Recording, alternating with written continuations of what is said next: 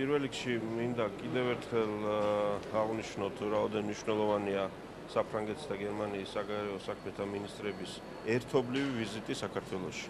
და მე ხაზს უსვამ ამ გარემოებას, ეს არის მათი ერთობლივი ვიზიტი და როგორც თავად ბრძანეს, ეს არის ისტორიაში პირველი შემთხვევა, როდესაც გერმანიის და საფრანგეთის საგარეო საქმეთა მინისტრები ერთად ჩადიან რომელიმე უცხო ქვეყანაში.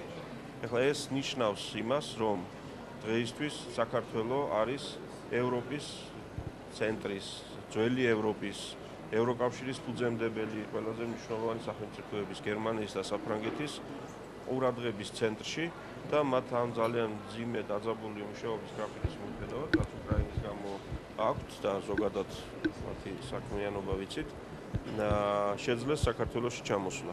ეს ერთობლივი ვიზიტია ყველაზე მნიშვნელოვანი ასპექტი ამ ყველაფერში, იმიტომ რომ ეს არის პრაქტიკულად ევროკავშირის საერთო პოზიციების გამომხატველი ვიზიტი. მეორე იყო და არის გარკვეული სტერეოტიპები საქართველოში, რომ აღმოსავლეთ ევროპა მხარს გვიჭერს ნატოში ინტეგრაციის პროცესში, ან თუნდაც ევროკავშირში გაწევრიანებაში და საფრანგეთი და გერმანია და სხვა ქვეყნები სხვა პოზიციაზე არიან. დღევანდელმა ვიზიტმა და იმ საუბარმა, რაც დღეს ჰქონდა, კიდევ ერთხელ დაგვარწმუნა ჩვენ საქართველოს პარლამენტის წევრები, რომ ეს ასე არ არის. უბრალოდ გერმანიას და საფრანგეთს და შესაძლოა ზოგიერთ სხვა ქვეყანას ჰქონდეს დამატებითი კითხვები და არგუმენტები თუ მოსაზრებები ტაქტიკასთან დაკავშირებით. როგორ უნდა გაგრძელდეს პროცესი და რა იმის თაობაზე უნდა შედგეს თუ არა ეს პროცესი.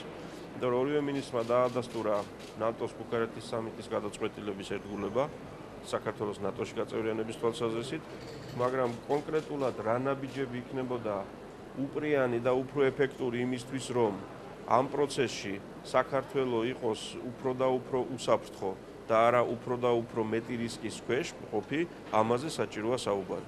ამიტომ ჩვენ დღეს ნატოსთან დაკავშირებით შევჯერდით იმაზე, რომ სექტემბრის სამიტზე იქნება სასარგებლო გადაწყვეტილება საქართველოსთვის, სასარგებლო გადაწყვეტილება ნატოსთვის და ეს ყველაფერი განხილული იქნება პირველ რიგში საქართველოს უსაფრთხოების პრიორიტეტების კუთხით.